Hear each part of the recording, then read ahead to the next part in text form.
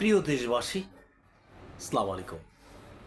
কেউ যাবেন না, ভিডিওটা শেষ পর্যন্ত দেখার অনুরোধ রইল। একটু ভিডিওটা দেখবেন প্লিজ। জনাব তারেক রহমান বাংলাদেশে এসছেন। উনি কিন্তু ওনার পিতার কবর জিয়ারত করলেন, স্মৃতিসৌধে গেলেন, কিন্তু ঢাকা ইউনিভার্সিটিতে জনাব হাদির কবর জিয়ারত করতে গেলে ওনাকে সেই ইনকিলাব মঞ্চ বিভিন্ন আঙ্গিকে ওনার বিরুদ্ধে বা ওনার দলের কিছু নেতাকর্মীর বিরুদ্ধে কিন্তু তারা প্রতিবাদ মুখর হচ্ছে।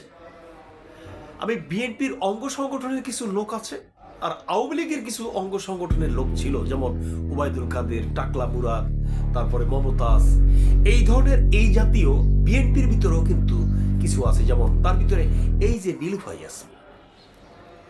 আপনি তো একটি দলের আদর্শ বা একটি দলের আদর্শিক জায়গা থেকে আপনার কথা বলতে হবে। এই কথাটা জনাব চেয়ারম্যানের উপরে যে আপনার পোস্তা, এটা তো আপনি নিজেও বোঝেন। এই মুহূর্তের জন্য কথা বলতে হবে খুব সার সংক্ষেপ। যেই কথাটা বললে পরে আমার জন্য একটি সমালোচনার জায়গায় আমি চলে যাব, সেই কথাটা না বললে কি হয় না?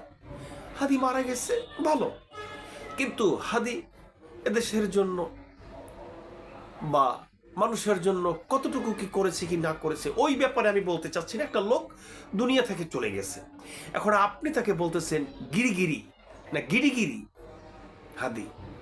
এই কথাটা বলার পরে আপনি কি করলেন? জনাব তারেক রহমানকে একটি জায়গায় এসে তাকে সমালোচনার একটা পাত্র হিসেবে সামনে নিয়ে আসলেন। ইনকিলাব মঞ্চ তাকে স্বাগত জানাবে। এখন তারা বলছে যতক্ষণ পর্যন্ত আপনি দল থেকে পদত্যাগ না করবেন, তারেক রহমান সাহেব এই এই এই নীলুফা ইয়াসমিনকে যতক্ষণ পর্যন্ত তার দল থেকে পদত্যাগ না করাবে, দল থেকে অব্যাহতি না দিবে, ততক্ষণ পর্যন্ত ইনকিলাব মঞ্চ তাদের পক্ষে, বিএনপির পক্ষে, জনাব তারেক রহমানের পক্ষে তারা কথা বলবে না। তাহলে এই জিনিসটা তো আপনি সৃষ্টি করলেন।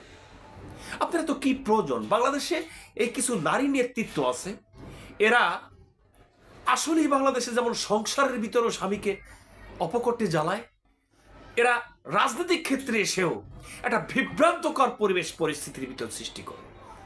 তাই আমি বলছি প্রত্যেকটা দলকে, এই নারী নেতৃত্বগুলি, এই নারীদেরকে আপনারা ওয়াকআউট করেন। এদের জন্য সামনের দিকে একটি গৃহযুদ্ধ বাঁচবে শুধু একটা কথার জন্য। এদেরকে বয়কট করতে হবে। সম্মানিত ব্যক্তিত্ব